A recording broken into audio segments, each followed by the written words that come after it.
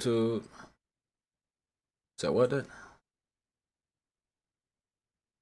Hmm? Oh, okay. I was like, what are you talking about? Okay, and then man, I'll be about to. There we go.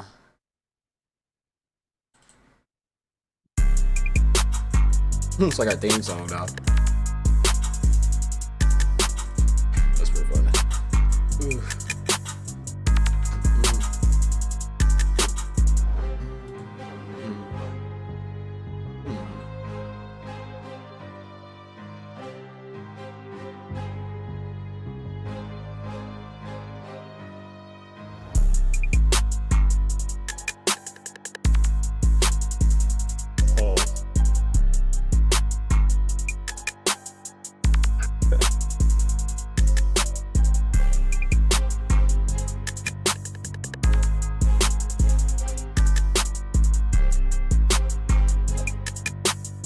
No problem, yeah.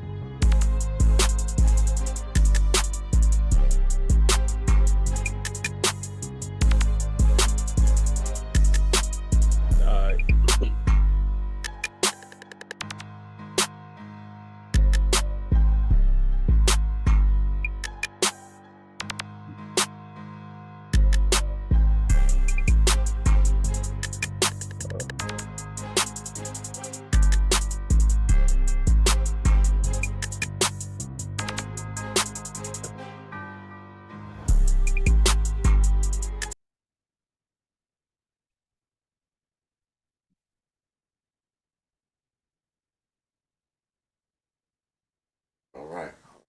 We got you on there, see. So we're about to start in 2 seconds. Hey, can you say something for me real quick? I'm trying to make sure I capture you. Something for me real quick. All right, yeah.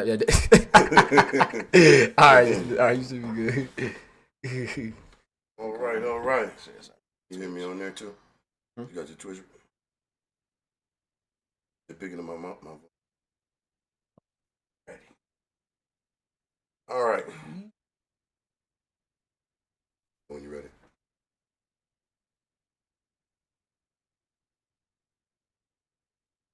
Hey, we back on Pop and Son Podcast. I'm Pop. Son. And we are blessed and graced with Cullen Jenkins, Super Bowl champion, 49.5 sacks. Very, very agile defensive tackle that played 13 strong years in the league. Yeah. If y'all got any questions, call in for him. We won't have him long. But thank you for joining us. You hear me? Yeah, I'm right here. Okay, I got to make sure. So, I got, how's life been treating you after football? Life been pretty good. You have your ups and downs. You can miss the game a little bit mentally, but physically, boy, my body sure appreciates not being on that field anymore. See, and that's a lot of the sacrifice. That's why I got you on here, because we got a lot of young athletes coming out. Your old school, my old school, going to the league, and they have aspirations of going to the league when young, but they don't know the wear and tear. They don't know the mental and emotional takes that it does on your mind and your body. Can you explain to them how life is in the NFL for the youngins that want to hear it? It's and this is something that I go through too as well, especially working in the schools, and even when I was coaching, and you're trying to advise the youth, because so many of the kids nowadays, they think just going going and being a professional athlete is just playing sports. It's just about athleticism. And they don't understand the discipline it takes, the dedication, the mental part of it, how much studying you have to do and how smart you need to be. Because I tell you what, the only reason that I made it was because of this up here, and I that understand dedication you that. have to have. Turn it up a little bit over there. Commitment See is, the Yeah, is volume. real. yeah, Turn it but up. then you don't want him to hear something. Okay, turn it up. See, can you hear yourself? I gotta turn it up a little bit. Can you? Uh, You good right well, there? I can hear myself talking. I mean, Okay, it's cool. It's cool because I'm gonna run it back, and they gonna have to run it. So another question I wanted to ask is 3 generations. Now, see, you got you got your brother. You was taught by your father, which he was a great coach. I had was blessed to be up under the regime for a minute, and then you got your little nephew, Chris Jenkins Jr. Shout out to Chris Jenkins Jr. Who They Nation out there in the Bengals. But as having that legacy with your family, that got to feel good on your side. Do you take that and you say, well, I know that. Did you ever see this coming with you and your brother? Well, you didn't have a nephew at the time, but did you see this coming with you and your brother? No, I didn't. You have dreams, and as a kid, you say, "I want to play in the NFL, or I want to play in the NBA, and whatever it is." But realistically, you understand the statistics of it, and it's especially when I, was hurt my senior year, and the only school that was offering me a full ride was Central Michigan. I didn't think that, I would end up in a league. I thought that I was just going to go up there, go to school and end up being a teacher. And it wasn't until, my brother, when he got drafted coming out of Maryland, that kind of lit a fire in me because that competitiveness that we always had growing up, it's like, hey, well, maybe this is something that I could do too. Yeah. Well, I know that you grew up pretty strict in a strict household. For instance, I known you and your brother, y'all was pretty good dudes, and y'all had, you know, aspirations that I may have seen. Like they y'all played so hard and y'all so dedicated to it. Um, Emotionally, back to what we were saying. Let me get back to on the point where I was saying, emotionally, in 13 years, have the NFL actually took toll on you mentally, or do you feel any changes going on in your body to where the league affected you?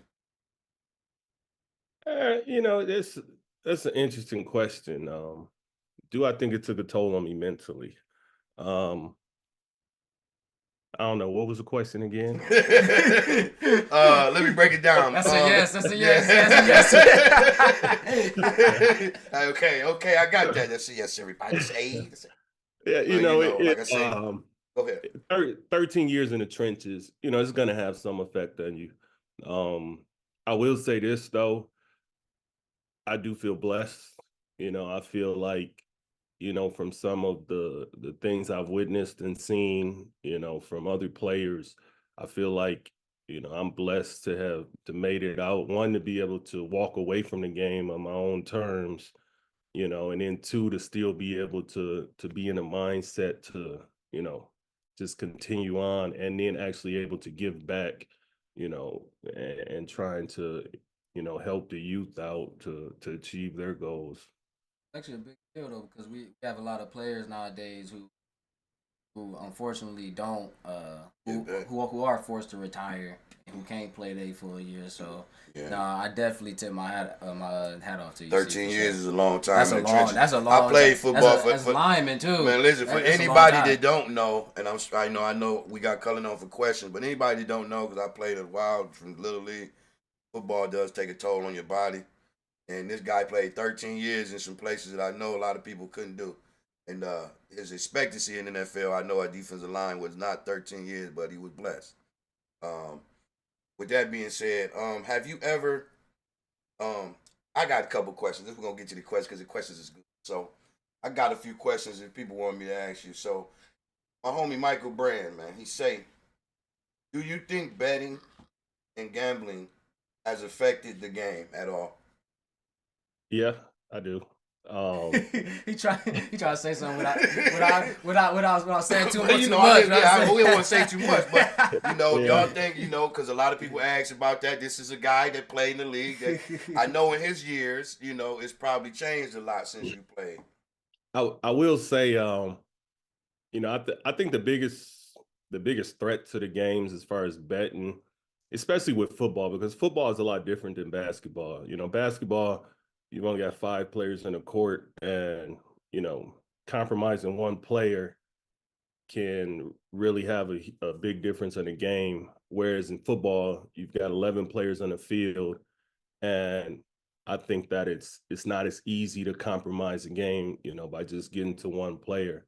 Right. Not referees, on the other hand, are, that's a concern. That's a big, You know what? You made a valid point, because I was saying that to Jay, that I think the refs would have more influence on doing something with the game from the betting than the players. Yeah, so that makes sense. Yeah. Michael Brand, if that answered your question, man. Another question. Johnny Brown says, how do you feel about the transfer portal? I think the transfer portal is I like it because I like the fact that it gives these players, a chance to go to other places, where they can have opportunities that, they wouldn't have gotten if they'd have stayed in the school that they're at. But transferring 3-4 times is way too much. Come on, you gotta have some type of limit on the transfer portal. Yeah, you do. I just shout out to K McNamara. He done transferred 3 times in 5 years. Oh my God! I probably wouldn't. If I was the coach and he was going on, I wouldn't even play you. You've been in too many. You got too much going on. I was reading on Twitter, man. You seen that? I think it's a 32-year-old kicker. Is it? Yeah, still in college. Oh God. Still in college, kicking at 32. You got about 3 years span in the league. You better get it together. Got a few more for you. See, great. Go ahead, get your questions in. See how you feel about the NIL deals now? Oh man, do you feel like there's college players are getting too much money in college to where they don't even have to go to the league no more? So how do you feel about that? I think it's good. I think that Deion Sanders said it the best when he said that, one of the biggest things that we do need is, we need financial literacy classes that are mandated for these student athletes now with this NIL stuff. But the NCAA is, I don't want to cuss. Hey man, this is Papa's son. Yeah, Papa's son. We ain't holding you back. You earned your. We need to watch the previous ones because Pops don't hold back. Hey man, this is a segment for Cullen Jenkins. I want you to express how you really feel. I want them to have the insights of what you've seen, so they'll know what they're up against when they get there. Right. All right. Well, let me tell you what the punk ass NCAA did to me. Okay. There we go. I'm a freshman in school. I've got during my freshman year, my oldest daughter was born. And, she was born in January. So right after the season, we go. So I'm up there working out during the week, school working out. And then I would drive back home on the weekends. And I still had my job at Denny's. And so I'm working at Denny's as a waiter.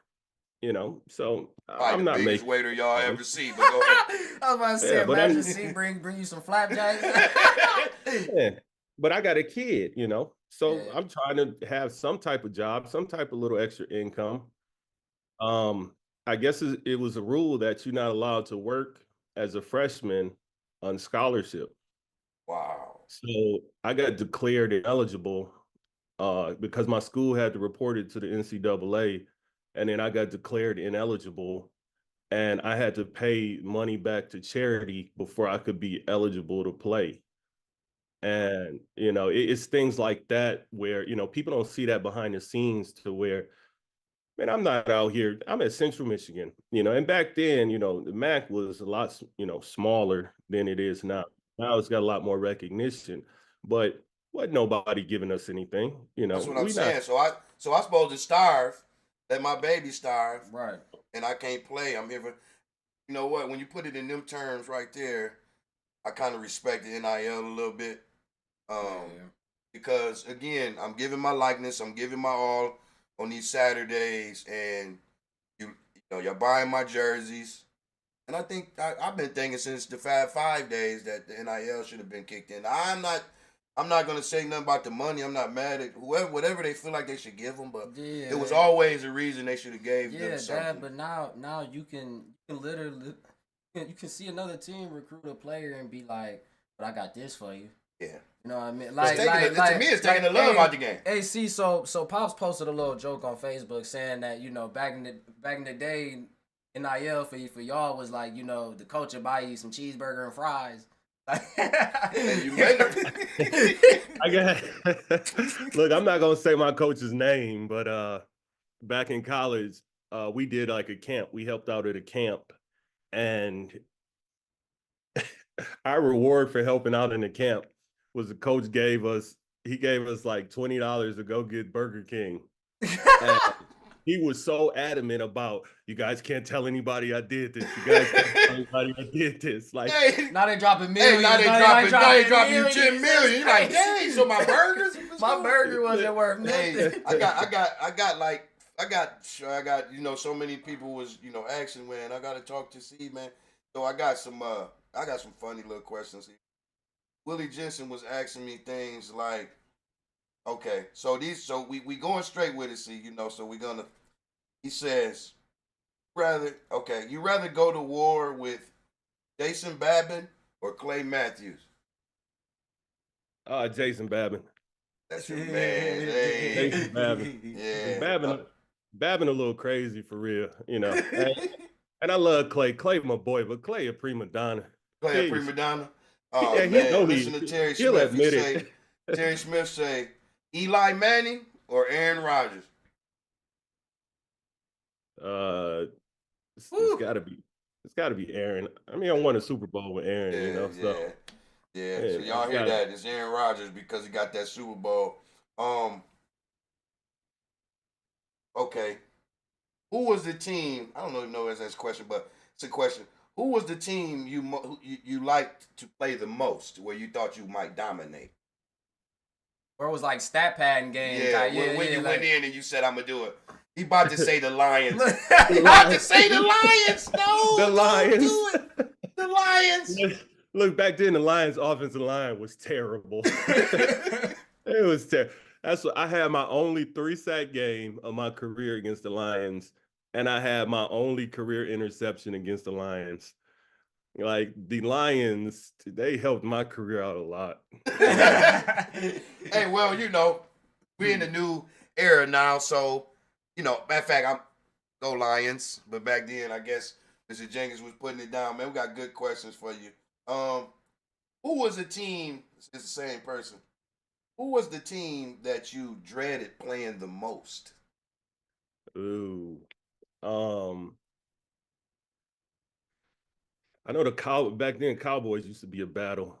And, I remember, when I finally made the team, I'm a young, undersized defensive tackle.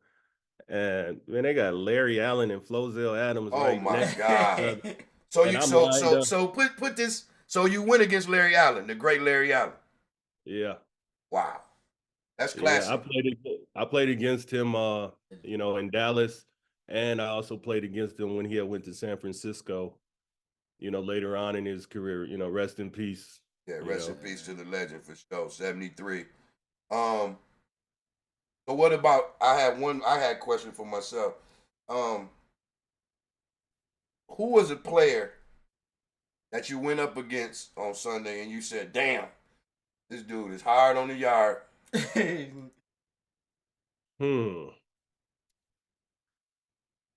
That's an interesting one.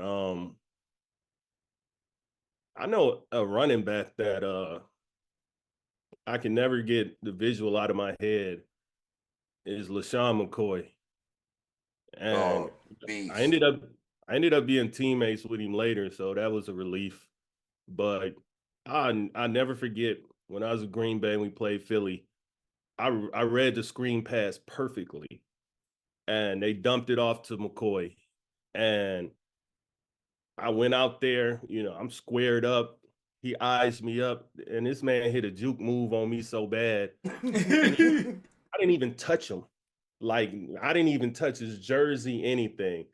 And I was just like, man, this dude is different. Like, I'm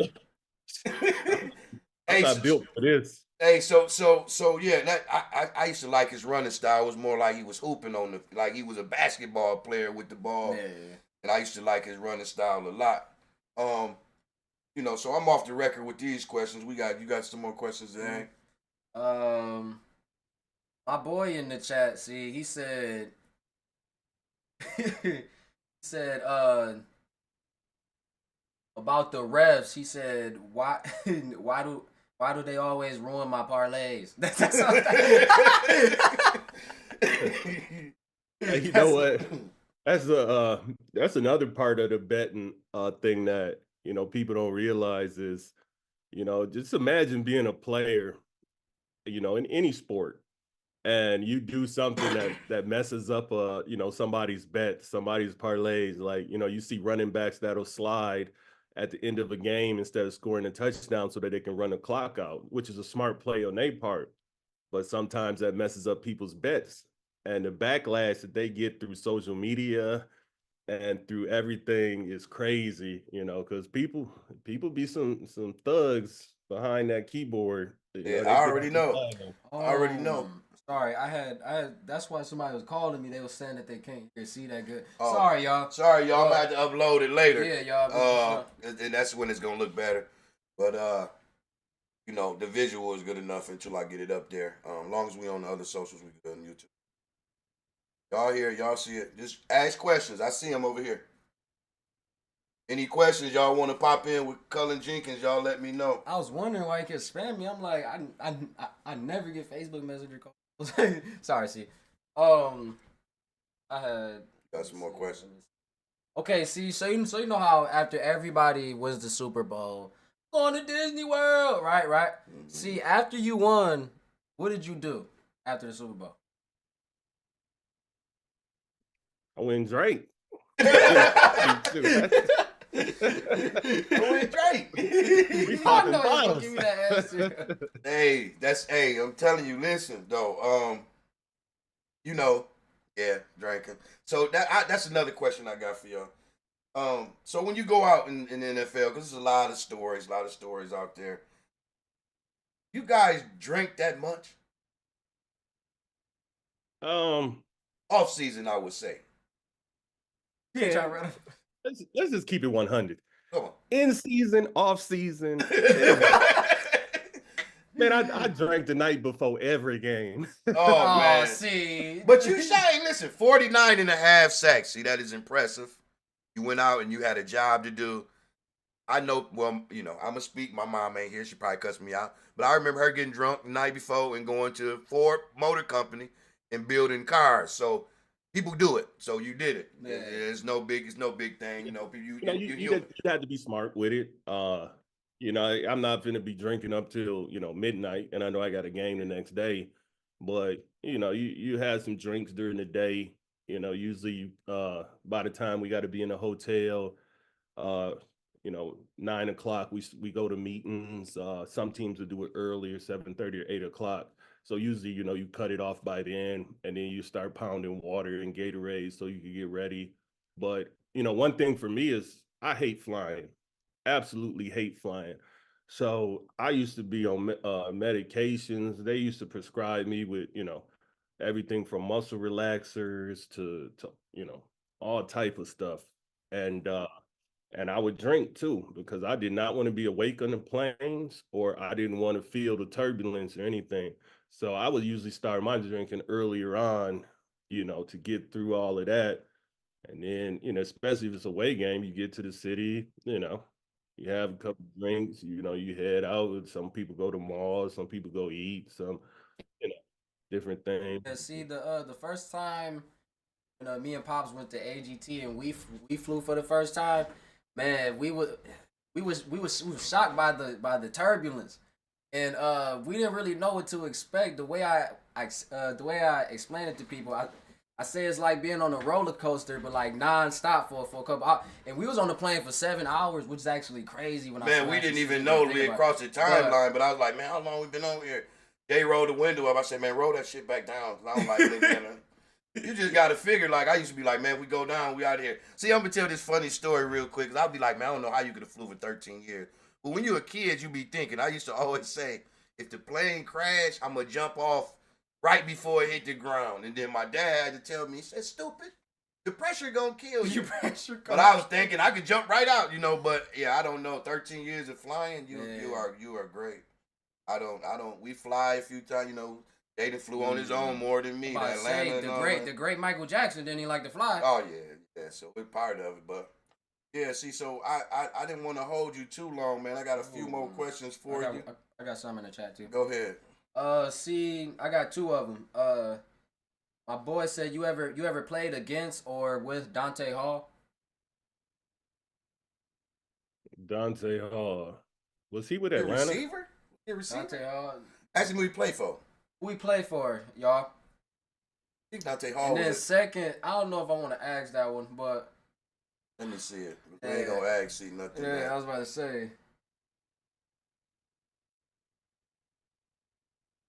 I had to answer that off camera, man. We not asking that question. I can't ask that. Bring it on. Yeah, we're not gonna ask Bring that. It on. No, if you wait, hey, he said they allow marijuana in the NFL right now. You said what? Do they allow marijuana in the NFL right now? They don't allow it. But street drugs are tested differently than performance enhancing drugs. So, you know, performance enhancing drugs, steroids, all those things, you get tested year round randomly. So they could hit you up anytime. They can come to your house in the off season. Wow. All of that. Street drugs like marijuana and things, you only get tested once a year for it. Okay. And you usually know around the time that it is. After you get tested, you know you're not going to get tested again for a while.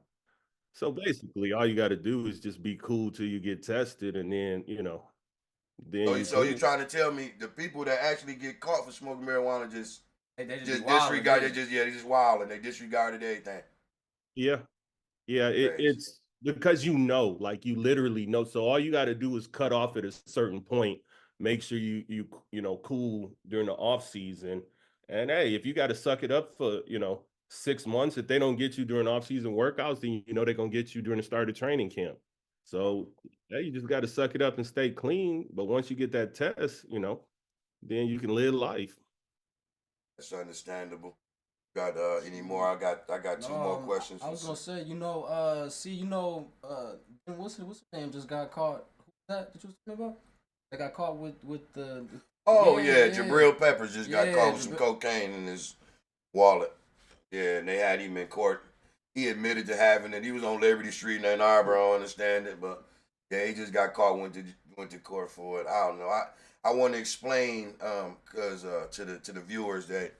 Me and Cullen talked about a few things about, I know he was doing a lot with CBD and a lot after the game to control pain and try to, I want to make this known for all the youngins. Can you explain to them the pain that you go through and the medication you have to take to even survive the game? It's tough because the longevity of your career, so basically keeping your job depends on, if you're available to play.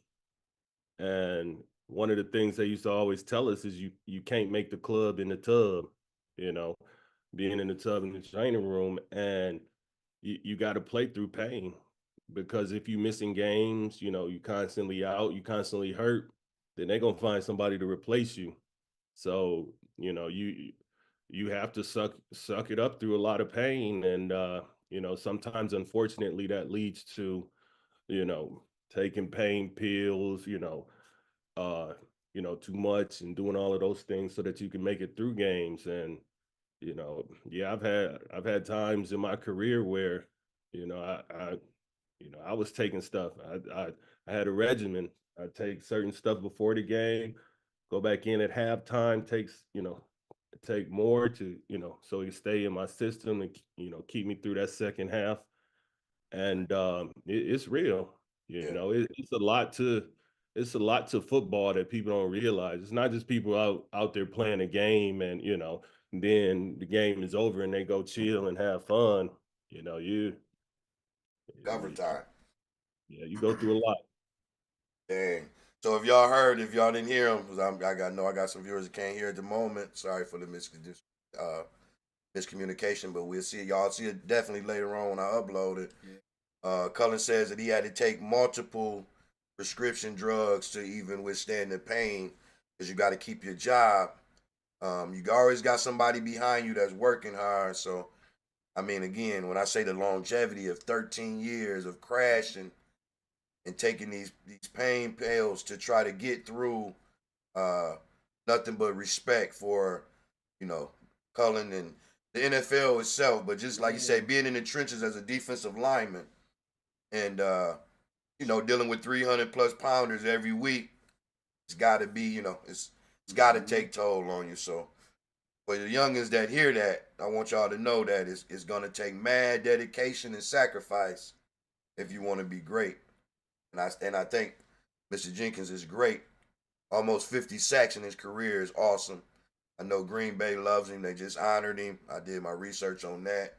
I know I seen some fans crying when he left Green Bay. I've been blessed to know Cullen for a long time. We played backfield football together. It's my running back partner. He won't never admit it, but I protected his legs for years. He owes me for that. So with that being said, y'all, man, You was so short. The only thing you could protect is my legs. I had as many touchdowns as you though, brother. I was a short beast too. You know what? I'm gonna tell this story so they hear.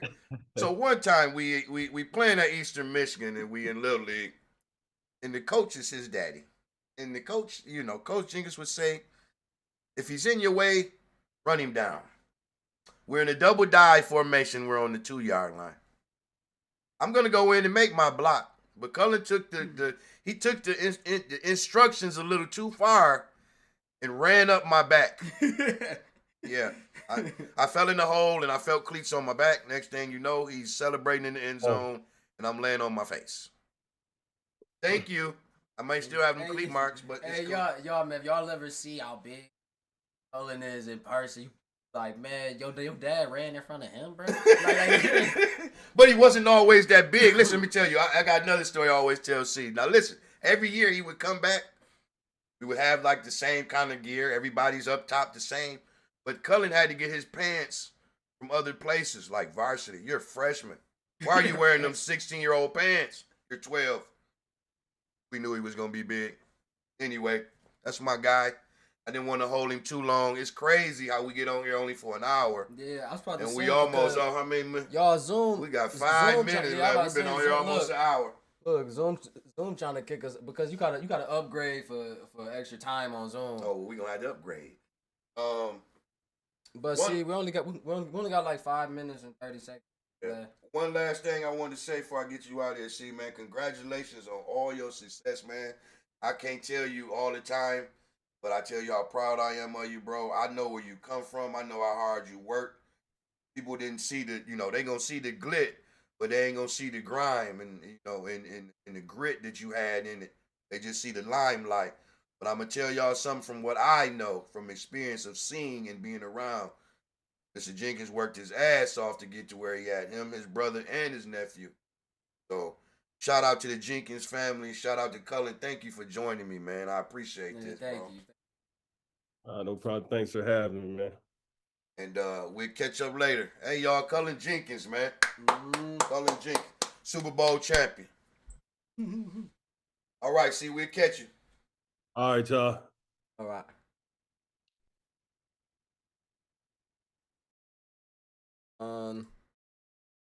Hold on, y'all. 1 second.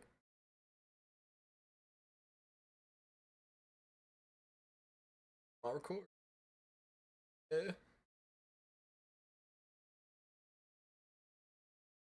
My bad, y'all had to switch it over. Bring it back.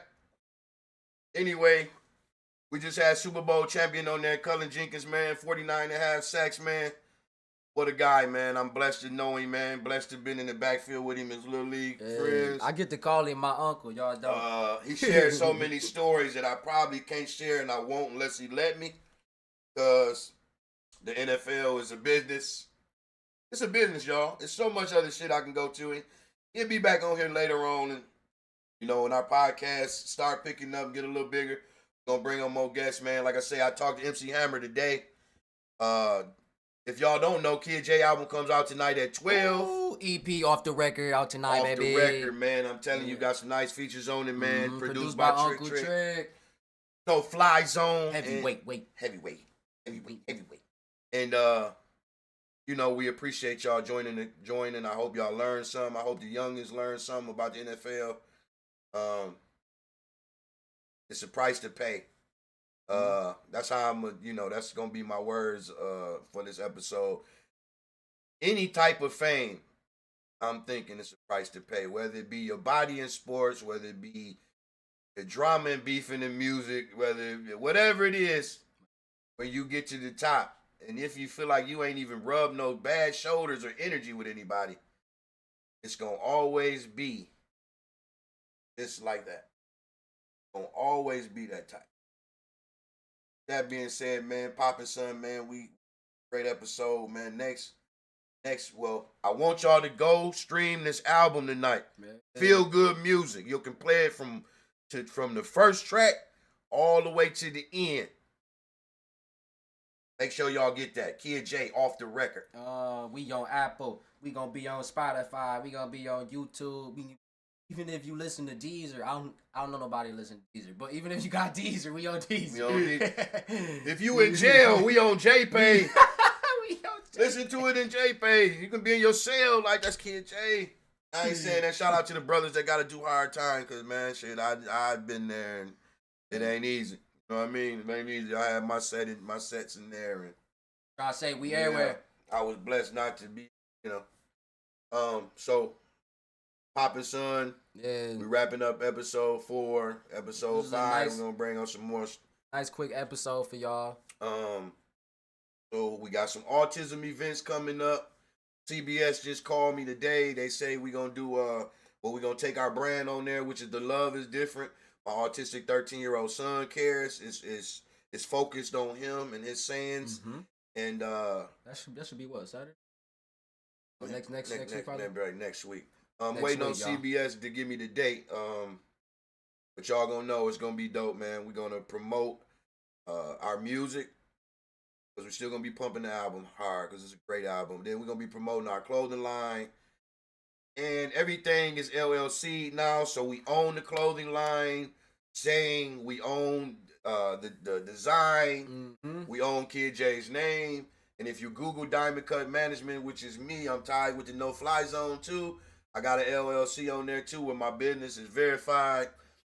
So, in all actuality, just blessed. Blessed.